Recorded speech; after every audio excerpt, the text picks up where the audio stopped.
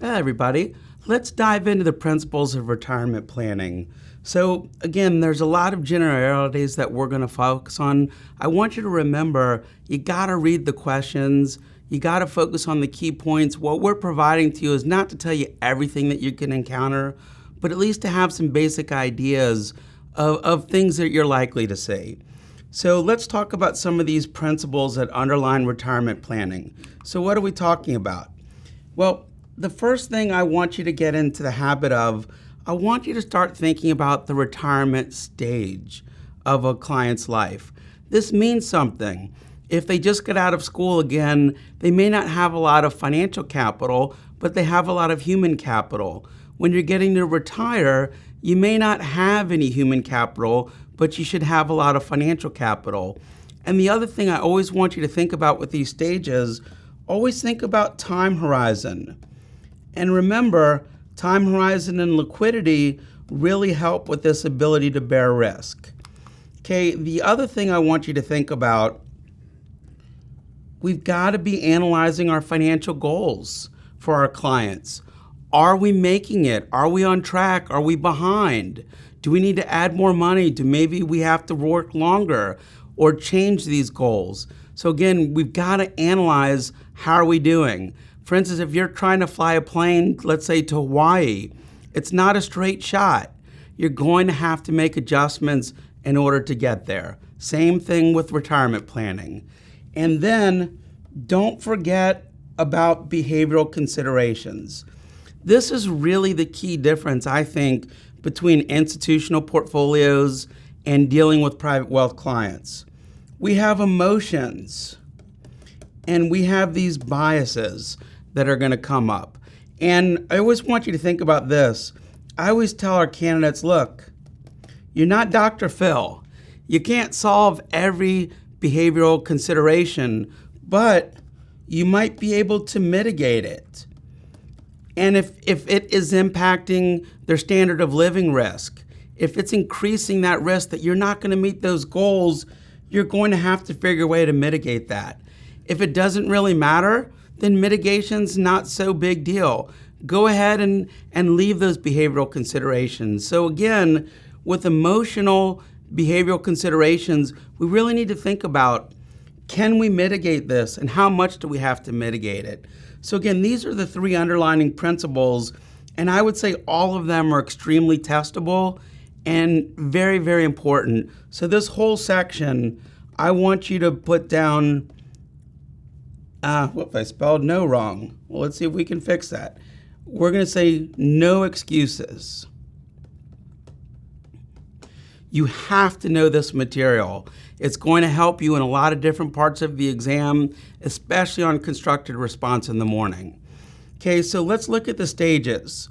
So this is, again, a 30,000 foot overview, but if you can at least put the client in the right stage, I think you can really try to figure out a lot of the basics that's happening with the client and then supplement that with the reading from the case. So let's first of all think about how much they should save towards their financial goals. Then we're going to determine, hey, when can you retire? And here's the problem. Private clients don't always have a clear idea of their retirement goals. In fact, I'll say it'd be highly unlikely that they do. So again, this is where you come in as a portfolio manager, and this is where a wealth manager comes in. You're going to help shape retirement plans for your clients. Again, it is unlikely that you are going to outperform the market with this amazing portfolio that you built.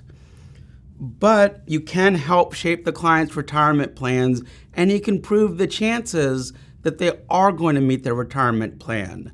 So again, that's the focus. Okay, so let's talk about the stages. Well, there's this educational stage. So what is this? The client gains knowledge and skills through formal and informal education. And here's the key. I want you to focus on this. Human capital. So you're spending money. You don't have a lot of financial capital. So financial capital is likely to be very low when you're a student. I tell this to my friends and my students. When I graduated college, I might have had $200 to my name. And anytime during my undergraduate degree, if I had $500 in my checking account, I felt rich. So again, I traded financial capital for human capital. So in the beginning, you don't have a lot of financial capital, but you have a lot of human capital. Now then you start a career. Eventually college has to end and you're going to enter the workforce. This is often when you start a family, and it seems like this is when all the personal responsibilities really start to kick in. And what's also important at this stage, this is where clients start to think about retirement and actually maybe start putting away, maybe contributing to a 401k or setting up a SEP IRA or something. So at the beginning of the career, I think people are getting better today about starting to think about retirement. They might not have the money yet to do it, but at least they're considering it. Okay, now then moving on, then you have this career development stage. So this is where things are starting to click. You're finding your groove. You're contributing. Now, what happens here, you also have some upward mobility at your firm. You're getting promotions. And also, though, this is where your financial obligations really tend to increase, primarily from child's college, but I'm going to add one more to you. Maybe from your parents' unplanned health expenses. My father has Alzheimer's. He's going in his 8th year. It's about $20,000 a month to help cover that. So I never thought that I'd be taking care of my 6-year-old son and my 76-year-old father at the same time. Okay, so what's going to happen? Remember, you're converting this human capital to financial capital. And that's ultimately the transition that's happening here. And at the career development, you're making some money, you're really piling up this financial capital, and actually your human capital is probably starting to lose here. You might not be as good a programmer as the new people that are coming in, but you're focusing on different tasks. Maybe now you're more into management instead of production. Okay, then you've hit that peak accumulation.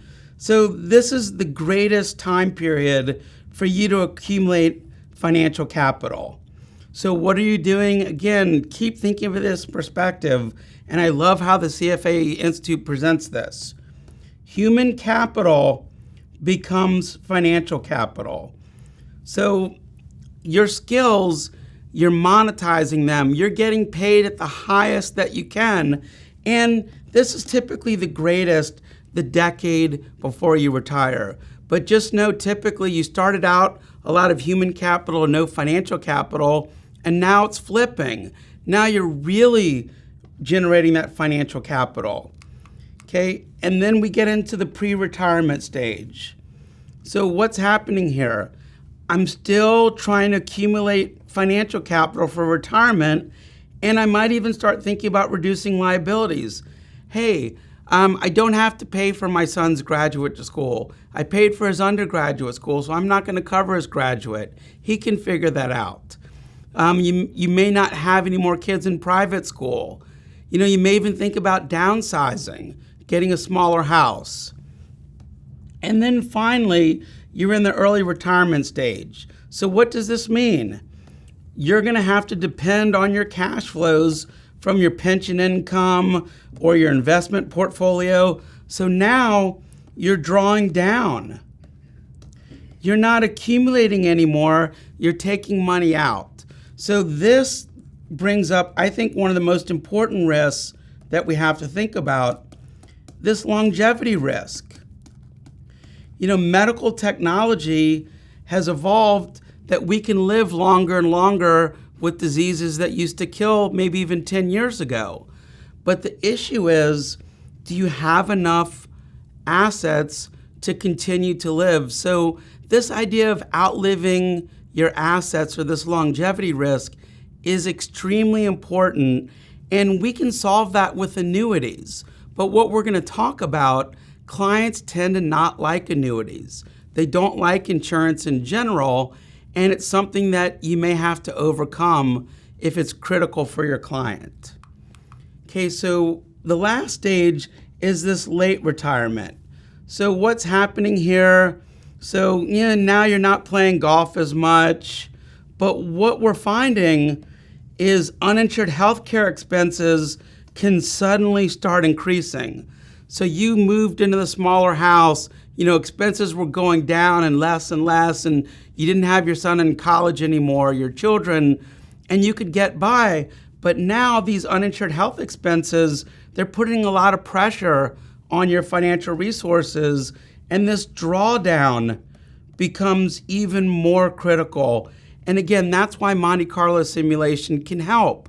We can go through these scenarios. We can throw in these, well, what if I have to pay $20,000 a month for my dad's care? What do we do with that? So again, it's not linear, and it's always changing. Not everybody goes into all of these categories the same, but I need you to understand the question, and thinking about the stages will help you dealing with this ability to bear risk. Okay, and again, determining a rate in which sustainable distributions can be made from the client for the remainder of the client's lifetime it says a key challenge. It is the key challenge. You want to take out enough money to support your client's goals, but if you take out too much, the portfolio could blow up. We used to say you're heating your house by basically throwing your front door in the fireplace. So that's not helping you. Yes, you're warm for a little bit, but then you're really cold because you don't have a front door anymore. Okay, so again, this is where Monte Carlo simulation can really help us understand and plan for these key challenges. Okay, the next piece, we have to analyze our retirement goals. And what do I mean by that? Well, we need to think about, first of all, how likely are you going to be alive in 5 years or 10 years or 50 years? So first of all, we're going to turn to mortality tables. Remember, mortality is death. So I want you to think about, it's going to show us a life expectancy for an individual, and it's going to determine a probability that this client is likely to survive. So if your client tells you he's not in very good health, what does that mean? His ability to bear risk is lower because his time horizon is lower. So again, we need to have a better understanding to help our clients. So understanding the probability, how long they're likely to live, helps us understand this longevity risk and make sure that we hedge for that. Okay, so for the exam, there's no explicit calculations using mortality tables, but I just want to warn you, you will use them in calculating core capital in a later reading. So you are going to have to calculate using mortality tables. It's not as bad as it sounds like, but just realize in core capital, that's the only exception. Other than that, it's just understanding what these tables do. Okay, so again, we talked about many clients and financial planners, we're worried about our clients' longevity risk. So what's the chance of you running out of money? So annuities can help with this longevity risk. So what I want you to think about, if we had to come up with kind of a ballpark, what are your client spending needs? Well, we can price an annuity and we can come up with this present value of the liability. So you have this much expenses, this many costs, we're assuming these healthcare benefits and these healthcare expenses, these unplanned expenses, we can figure out a rough ballpark of what we need, and annuities can help us do that. Now, another thing that's important, I think when you're dealing with insurance, it can get very complicated very quickly. Luckily for us, the CFA Institute, the words that they're choosing to describe the annuities, they're exactly what they sound like. Okay, so what's happening here? A buyer of an annuity makes an upfront payment in exchange for receiving some payment over time. Now, the question is, when do you start receiving payments? That's going to determine the type of annuity. So if we have an immediate annuity, what does that mean? Payments begin immediately.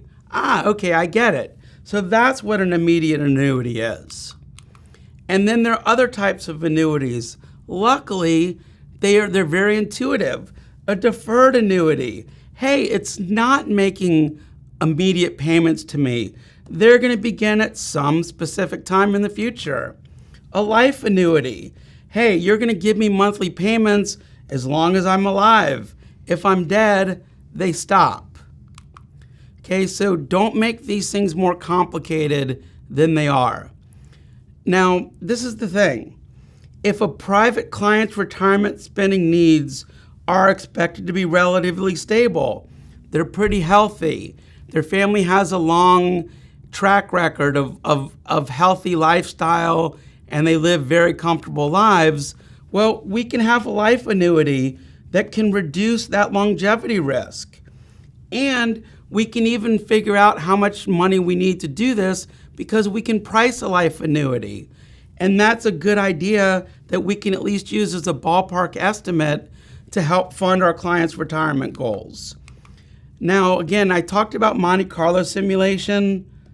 Monte Carlo simulation. The CFA loves Monte Carlo simulation. And this is an exact situation why I think it's a good idea to love Monte Carlo simulation. We can determine the probability that this private client's portfolio is going to meet their goals in retirement, assuming all these variables that are related to that individual client. So we can tailor the actual portfolio to explore different retirement scenarios. That is what's so powerful. So we're not so shocked by unplanned expenses that come up. Now, I'm just going to tell you right now, frequently, and I would say almost always, a client's retirement spendings are very complex. You know, these unexpected things that are popping up, especially healthcare. I think if you look back 20 years ago, when you started to plan for life care or long-term care insurance or these things, a lot of insurance companies planned these things wrong, and they had some of the best people available to them to make these decisions. As a client, I think many people underestimate how much money they're going to need from these unexplained, or I should say unplanned health expenses. So again, same thing we've talked about with any model, and Monte Carlo simulation is no different. The output is only going to be as good as the input assumptions. If in the case it tells you the portfolio manager doesn't feel good about these assumptions, then they need to fix these. Go back and talk to the client. Maybe adjust the questionnaire. Maybe have a better conversation with the client. You might have to adjust that risk tolerance. Okay, and again, what is so good about Monte Carlo simulation? It gives me a probability of success. But one of the big issues, it doesn't consider the amount by which the portfolio falls short of that. So I can say there's a 95% chance. That means there's a 5% chance that it doesn't meet. But by what amount? Hey, you needed $50,000 a year. What if you only get $15,000 a year? You're in this 5%, but 15 is nowhere close to 50. Okay, so again, none of these things are perfect. Monte Carlo simulation is just a tool. It gives us the probability of success, but I think it's important to think about in this 5% period, what is the underachieving portion look like? How far away are we? That's critical.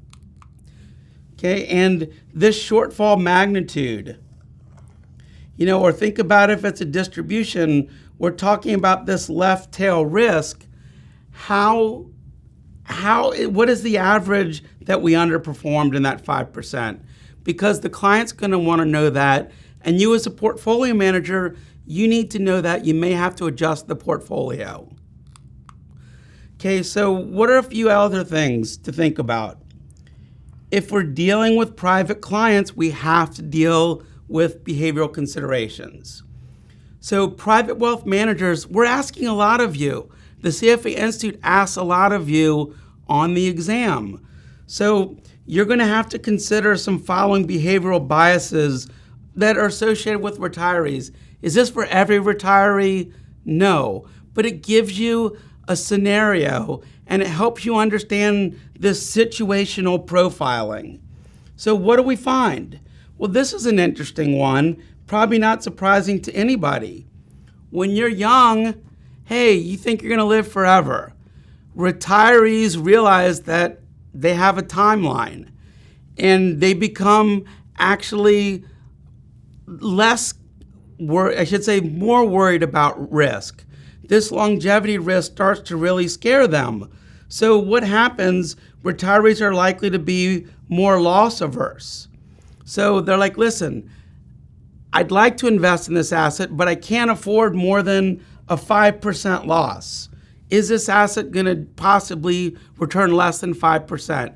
If it is, or losing 5%, I don't want this. Okay, so increased loss aversion is important to understand. Other thing that happens, consumption gaps. I'm an economist. I love looking at these models. But here's what we find.